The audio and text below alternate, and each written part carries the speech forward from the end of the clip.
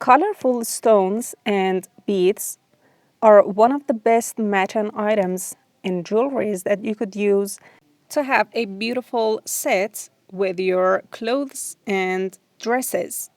I had the tutorial on how to make this wire earring with this pink bead, and here we are going to make a bracelet. But not this one. I leave the tutorial above, and we are going to make another type. Of course, we need rondelle beads or stones as you desire. I'm using 20 gauge of steel wire, but if you're using copper or brass, it's recommended to use 18 gauge. For tools, round nose pliers, chain nose pliers, and wire cutter is needed. Pick up the wire. I'm using 20 gauge of steel as I mentioned. Put the ruler on and mark about 9.5 centimeters or 95 millimeters, and then cut it out with a wire cutter or a flush cutter. Make it all straight with using round nose pliers or a nylon mallet. Then insert the bead in. Keep it somewhere at the middle of this wire strand. Then make the start and ending point close to meet each other, and then wrap them all around the bead, just like when you're making a tie. But pay attention to wrap it on half of this rondelle bead.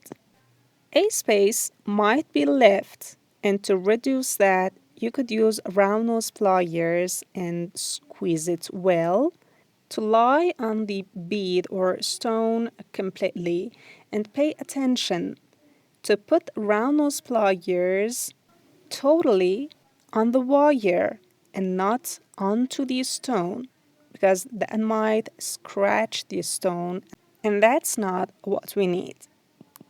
After I make sure that the wire wraps all around the stone for the half round, I continue wrapping this wire to have a complete round. So I continue that till I get to the hole of this bead on both sides, of course.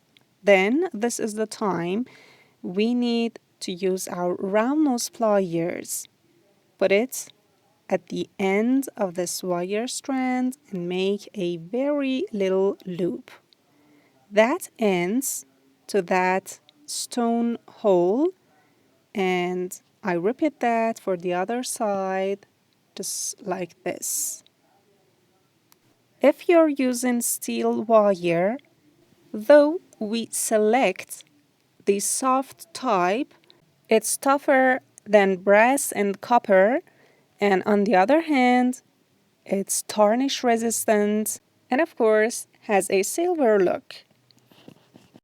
By the way, don't you forget to squeeze the loops well, not to have any empty spaces in between.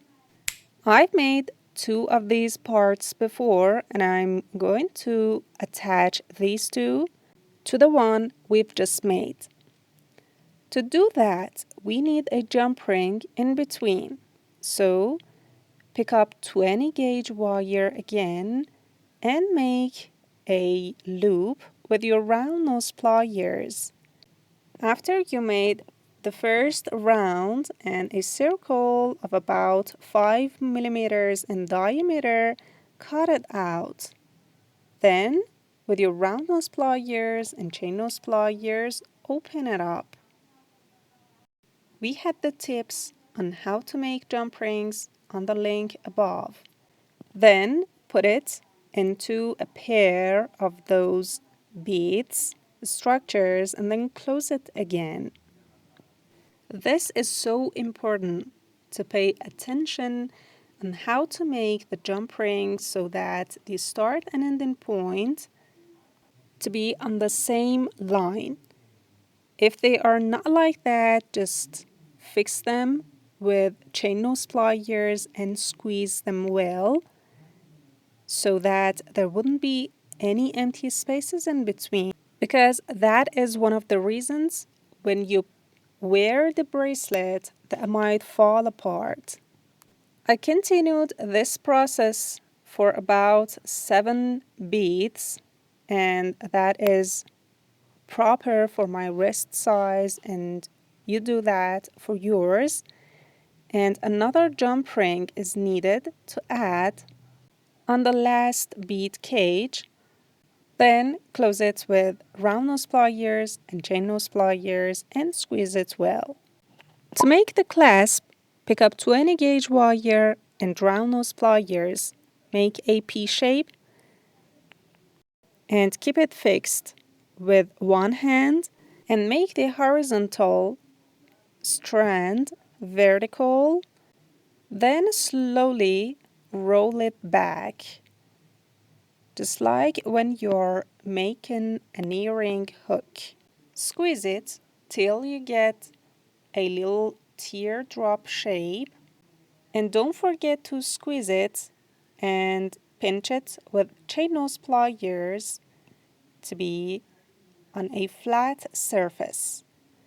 Then cut it out with flush cutter or chain nose pliers, and you could see at the bottom of the first loop we have about half of a centimeters, or let's say 5 millimeters, and we are going to make another loop at that part. You could keep it like that or squeeze it more, and that would be our hook.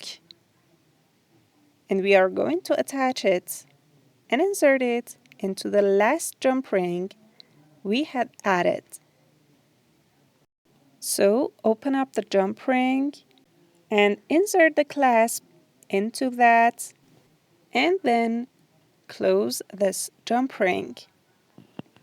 Again, squeeze it tight to make sure you have a secure joint. Then let's test it out and put on this bracelet. I think it's fantastic with a pink or even a green dress or clothes. And you could use any other colors of stone or beads to have your own style. What's your taste and what is your favorite color? Just comment it below for me if you'd like to have the tutorial on how to make the ring for this bracelet.